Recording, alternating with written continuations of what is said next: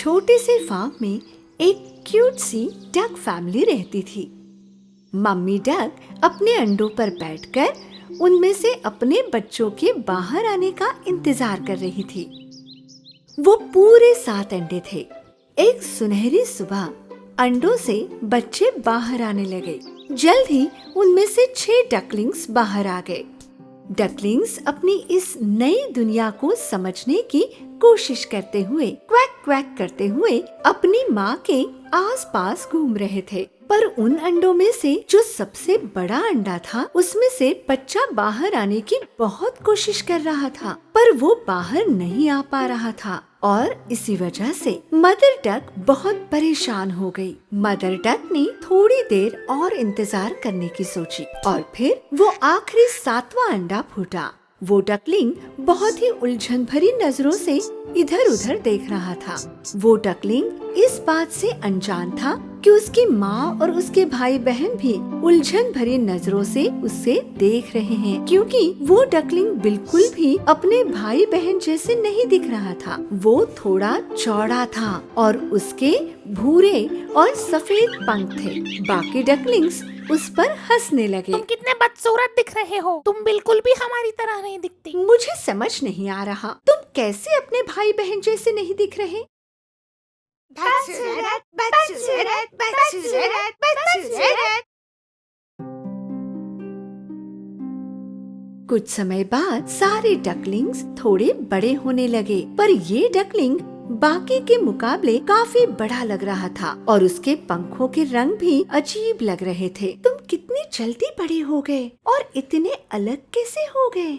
वक्त गुजरता गया और वो बदसूरत डकलिंग और भी अजीब और भद्दा दिखने लगा। उसके कोई भाई बहन उसके साथ खेलने को तैयार नहीं थे। हम तुम्हारे साथ नहीं खेलेंगे, तुम बहुत बदसूरत हो। खेत के बाकी सभी जानवर भी उस बदसूरत डकलिंग का मजाक उड़ाते थे। बदसूरत डकलिंग, बदसूरत डकलिंग।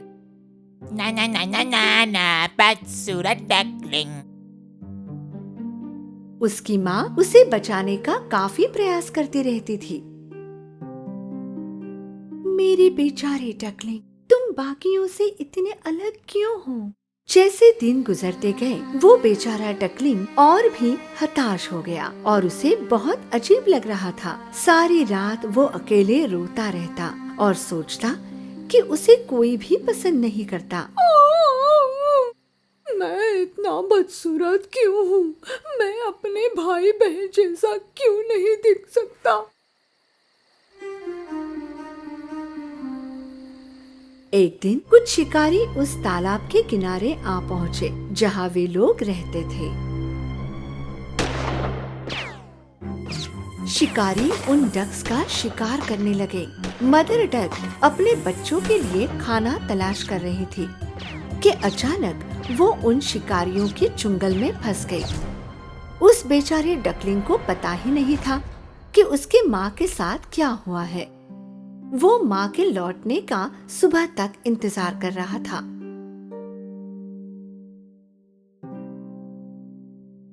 बेचारे को पता ही नहीं था कि क्या करे। सबसे पहले वो कुत्ते के पास गया। कुत्ते ने उसे चले जाने को कहा। चले जाओ, किसी ने मुझे तुम जैसे एक बदसूरत डक से बात करते हुए नहीं देखना चाहिए। कुछ देर बाद वो मुर्गी के पास गया, पर उस मुर्गी ने भी उसका मजाक उड़ाया। मैं भी तुमसे अच्छी दिखती हूँ। बदसूरत डकलिंग बहुत ही उदास हो गया था। किसी को भी मैं यहाँ नहीं चाहिए। अगर मेरी माँ वापस नहीं आती है तो मेरे इस खेत में रहने की कोई वजह नहीं दिख रही।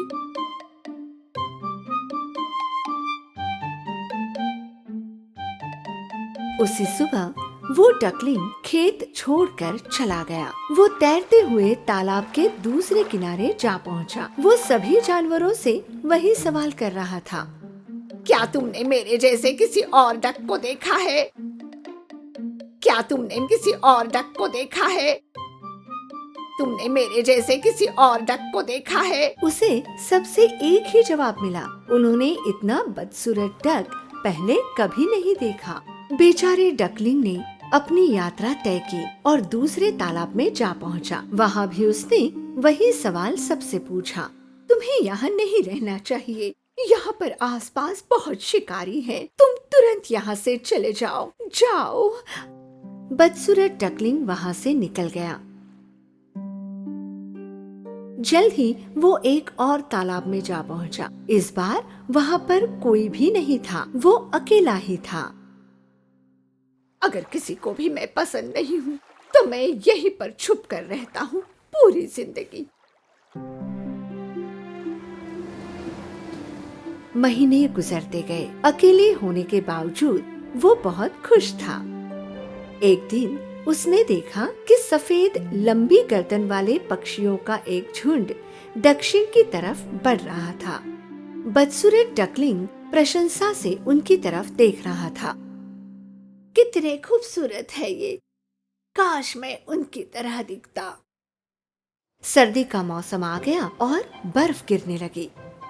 बदसूरत डकलिंग को पहली बर्फ गिरने की नजारे से प्यार हो गया। खेलते हुए वो पूरा बर्फ से ढक गया।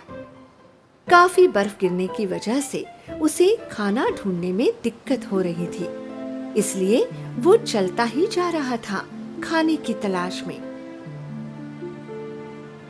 वो ठंडी से कांप रहा था और थका हुआ भी था। वो एक किसान के पास पहुंचा। किसान को उस पर तरस आया और उसने उसे अपना जैकेट दिया।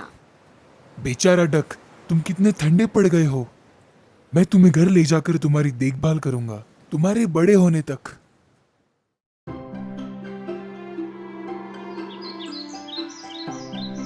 किसान ने जैसे कहा वैसे ही किया।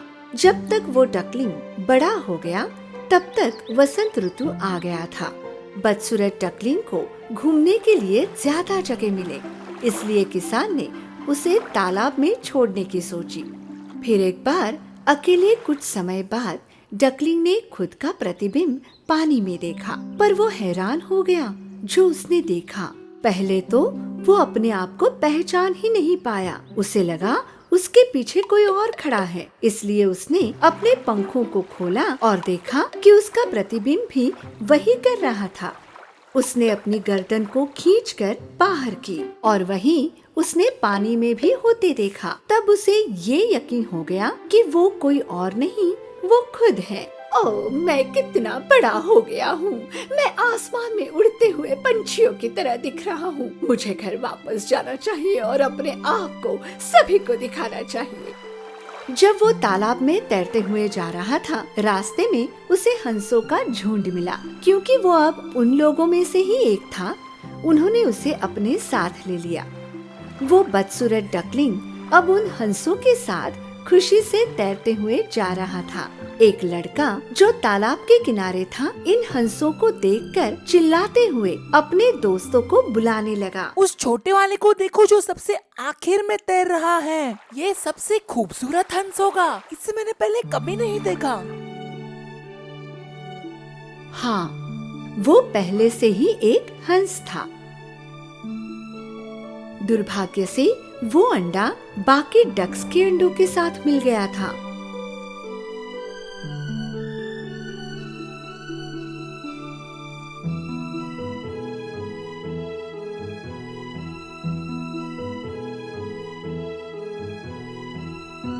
पर अब वो अपने असली परिवार के साथ था और उसकी आने वाली जिंदगी बहुत ही खूबसूरत थी।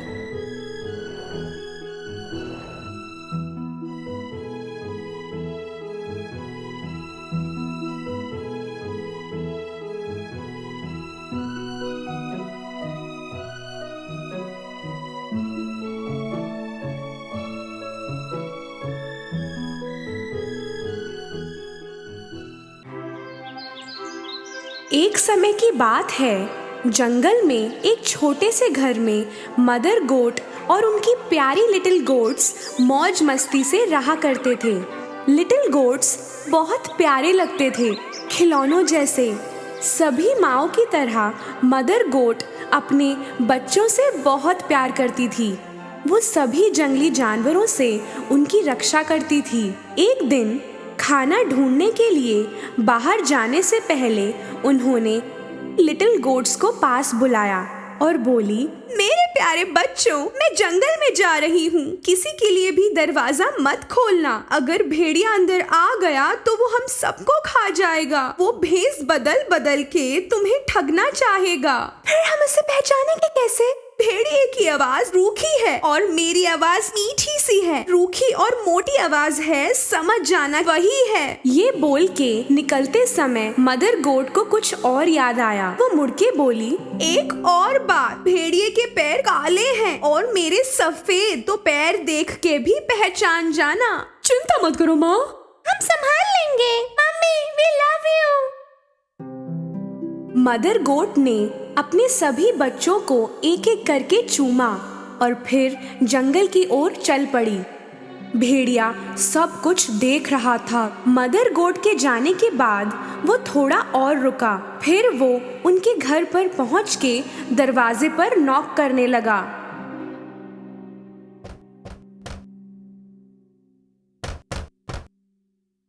कौन है वहाँ?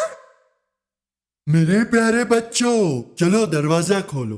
देखो, मम्मी तुम्हारे लिए खाना लेके आई है। पर लिटिल गोट्स ने भेड़िए की रूखी आवाज पहचान ली। दरवाजे के उस पार से वो चिल्लाए, तुम हमारी मम्मी नहीं हो। उनकी आवाज बहुत प्यारी और मीठी है। तुम हमें बुद्धू नहीं बना सकते भेड़िए।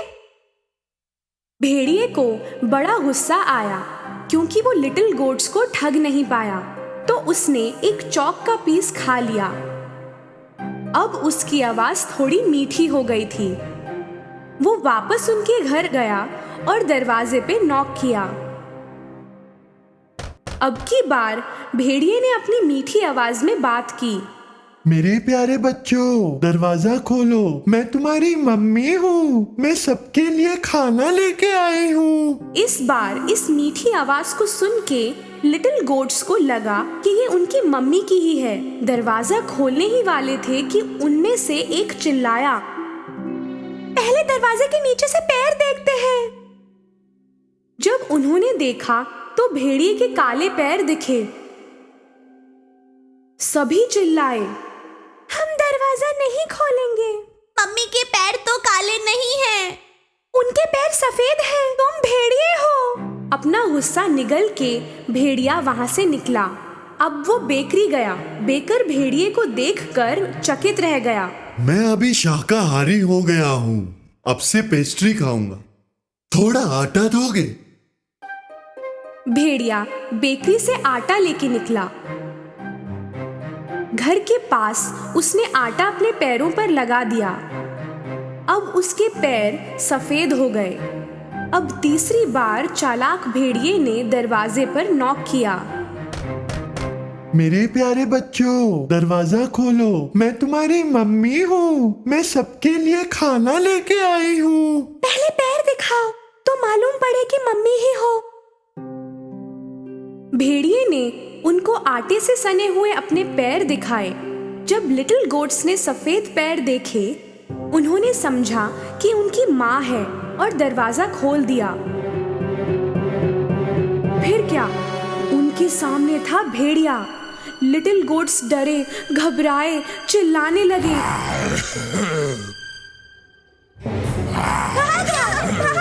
कहाँ भागोगे? मैं पकड़ ही लूंगा। एक बच्चा टेबल के नीचे छुपा, दूसरा बिस्तर में, तीसरा चिमनी के अंदर गया, चौथा किचन में जा छुपा, पांचवा अलमारी में जा बैठा, छठा पर्दे के पीछे और सातवां घड़ी के अंदर। पर भेड़िया चालाक था और सबको एक एक करके पकड़ लिया। रुको, इधर आओ। तुम लोगों को छोड़ूंगा नहीं मैं। रुको। सिर्फ घड़ी में छुपने वाले को वो पकड़ नहीं पाया। उसका पेट भर चुका था, इसलिए उसने सोचा नहीं और वहां से निकल गया। वहां एक बड़ा मैदान था जहां भेड़िया एक पेड़ के नीचे नाक बजा के सोने लगा।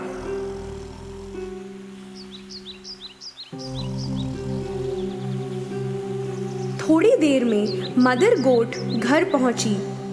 दरवाजा खुला देख के समझ गए कि कुछ हुआ है और वो चिल्लाने लगी।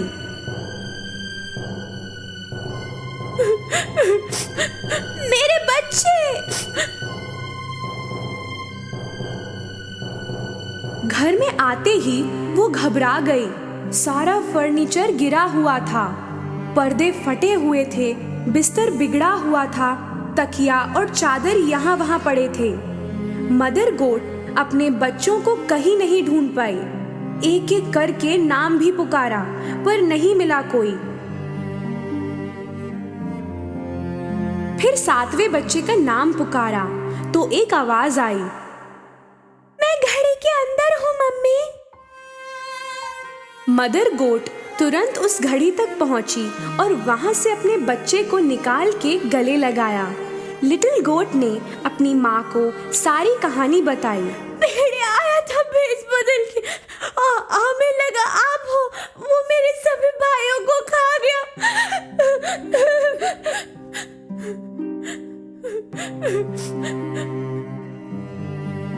मदर गोट को बहुत बुरा लगा। वो बहुत रोई अपने बच्चे को लेकर। अपने सिर्फ एक बच्चे के साथ वो घर से बाहर निकली। तभी उनको भेड़िया सोया हुआ दिखा। उसकी नाक इतनी तेज बज रही थी कि पेड़ के पत्ते भी हिल रहे थे। मदर गोट ने भेड़िए को थोड़ी देर देखा। उसने देखा कि उसके पेट के अंदर कुछ हिल रहा था। हे भगवान, लगता है मेरे बच्चे उसके पेट के अंदर जिंदा हैं। उसने एक प्लान सोचा। घर से मेरे लिए एक सुई, धागा और कैंची लेके आओ। लिटिल गोट घर जाने लगा तो मदर गोट ने 6 बड़े पत्थर इकट्ठा किए। थोड़ी देर में लिटिल गोट सुई, धागा और कैंची लेके पहुंचा। मदर गोट ने भेड़िए का पेट काटा।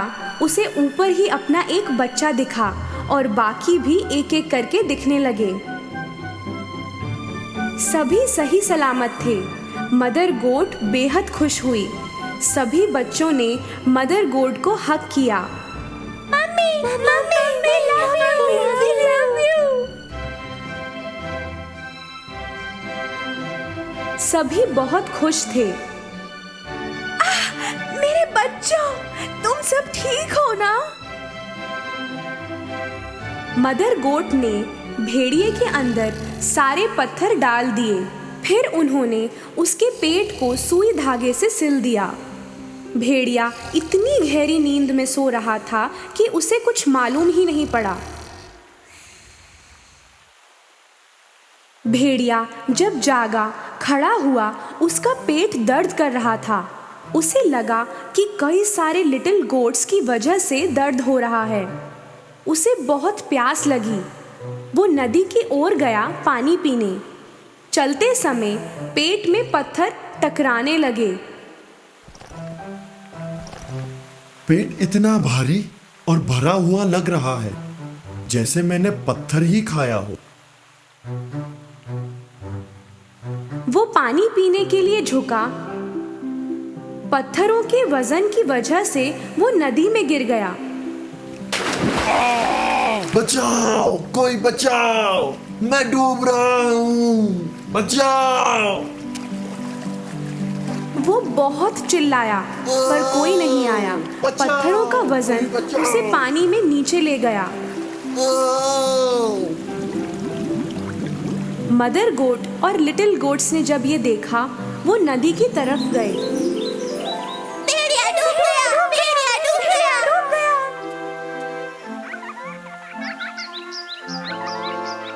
सभी मिलके झूमने लगे।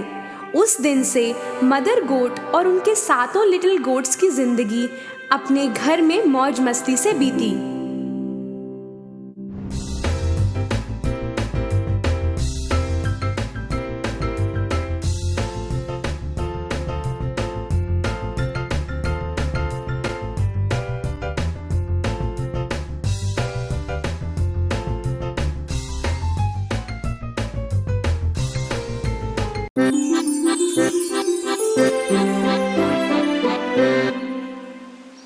बहुत समय पहले एक भाई बहन की जोड़ी थी, हैंसल और ग्रेटल।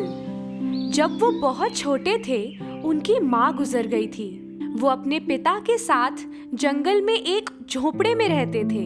उनके पिता पैसे कमाने के लिए लकड़ी काटते थे। काम और बच्चों की देखभाल के बीच में पिस पिस के उन्होंने दोबारा शादी करने का फैसला किया। उनकी नई पत्नी बहुत अमीर परिवार से थी। उनको पसंद नहीं था कि वे गरीब थे और एक झोपड़े में रहते थे, और उसे अपने सौतेले बच्चों से बहुत नफरत थी। सर्दियों की एक रात सोने से पहले हैंसल और ग्रेटल को कुछ सुनाई दिया। उनकी नई माँ उनके पिता से कुछ बोल रही थी। सर्दियों में गुजारा कैसे करेंगे? खाने का सामान कम पड़ेगा। इन बच्चों को भगाओ, वरना हम सब मरेंगे। उनके पिता ने आवाज उठाई, तुम चुप रहो। मैंने सोच लिया है, कल इनको कहीं दूर जाके छोड़ देंगे। ये सुन के ग्रेटल रोने लगी।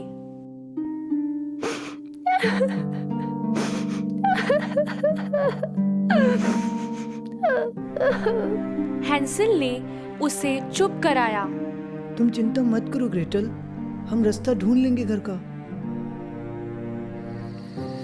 उस रात हैंसल बाहर जाकर बहुत सारे छोटे छोटे पत्थर जेब में भरकर ले आया।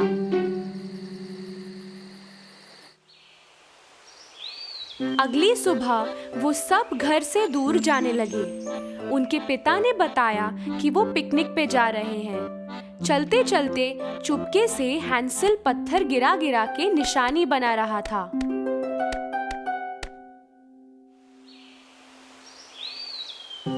शाम होते होते बॉनफायर जला के पिता और माँ निकल गए, ये कह के कि थोड़ी देर में आ रहे हैं, पर वो कभी नहीं लौटे।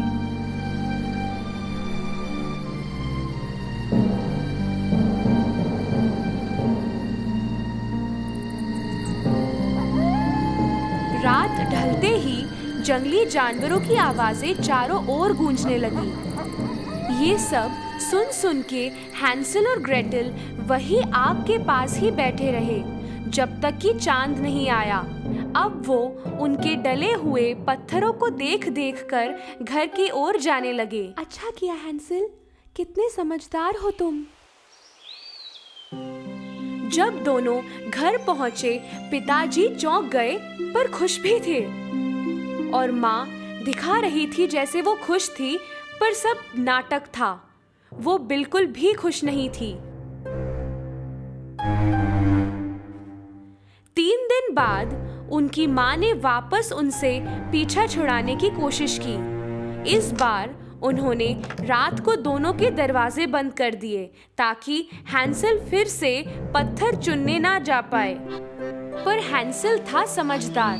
अब की बार जाते हुए उसने ब्रेड के टुकड़े अपने पॉकेट में रख लिए और उनकी निशानी बनाता गया।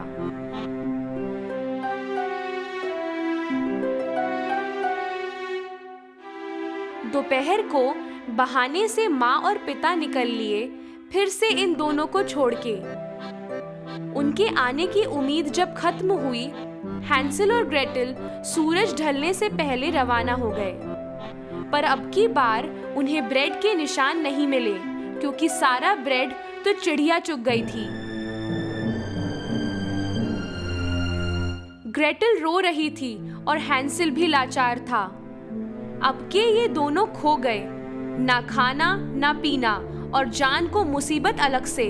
वो 3 दिन यूं ही घूमते रहे। तीसरे दिन उनको एक बेहद सफेद चिड़िया दिखी। उसने इनको गा के सुनाया।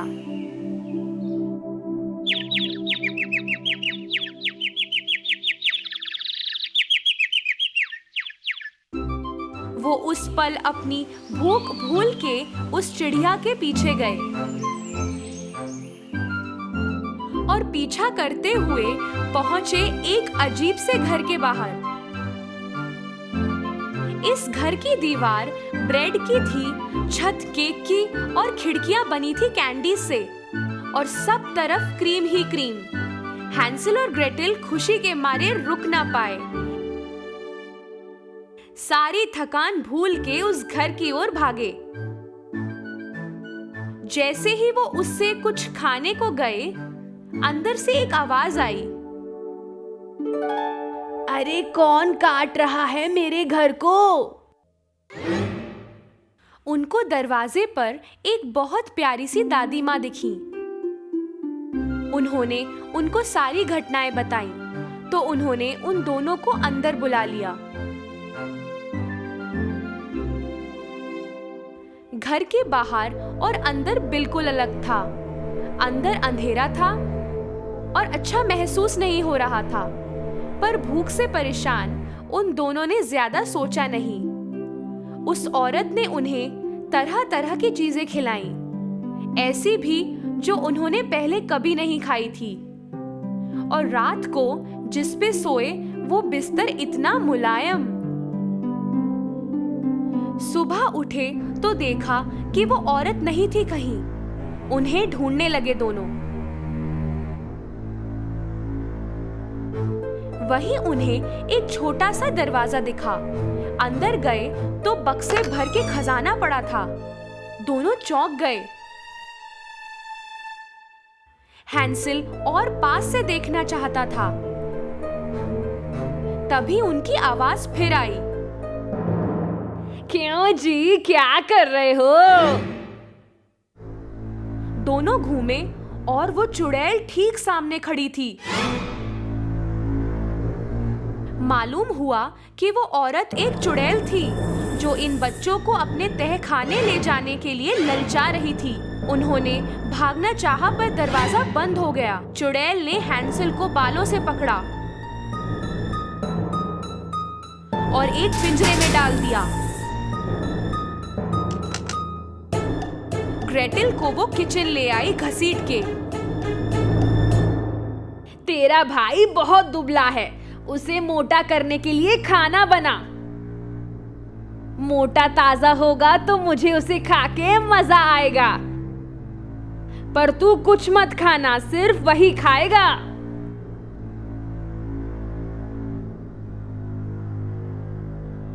ग्रेटेल को उसकी बात माननी ही पड़ी। हैंसल था तो समझदार। उसने तरकीब सोची चुड़ैल को उल्लू बनाने के लिए।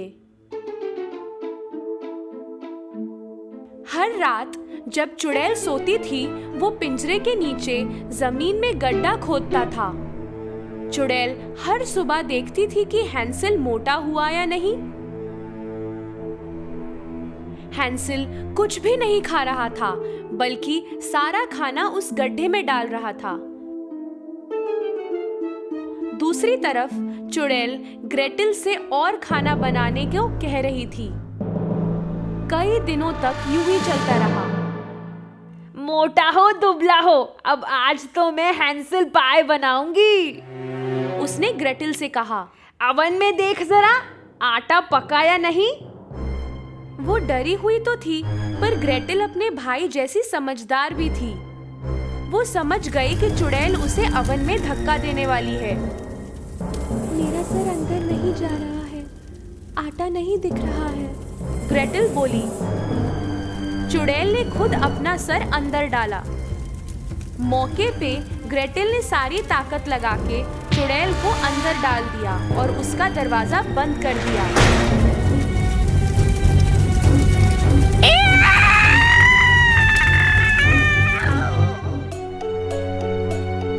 ग्रेटेल को पता था कि चाबी कहाँ रखी है। वो फटाफट गई और हैंसल को निकाला। अवन से आग निकल के पूरे घर में फैल चुकी थी। वो दोनों वहां से निकल के जंगल की ओर भागे, पर कहाँ जाए ये उन्हें भी नहीं मालूम था। कुछ देर बाद उन्हें एक नदी मिली। एक बड़े से बतख ने उन्हें वो नदी पार कराई। उन्होंने इधर उधर देखा तो उन्हें मालूम चला कि वो कहाँ हैं। वो दौड़े दौड़े घर पहुंचे। बच्चों को देख पिता बहुत खुश हुए। रोते रोते उन्होंने बताया कि उन दोनों को जंगल में छोड़ के आने के कुछ दिनों बाद ही उनकी माँ अपने मायके चली गई और उन दोनों को कितना ढूंढने की कोशिश की पर वो मिले ही नहीं। दोनों बच्चे अपने पिता से इतना प्यार करते थे कि उन्होंने सब भुला दिया, पर वो पिता के लिए एक सरप्राइज लाए थे। उन्होंने अपनी जेब से ढेर सारे हीरे मोती निकाले जो उन्हें चुड़ैल के घर में मिले थे। पिता ये देख के चौंक गए। उनके परिवार को फिर कभी तकलीफ नहीं हुई और वो खुशी खुशी रहने लगे।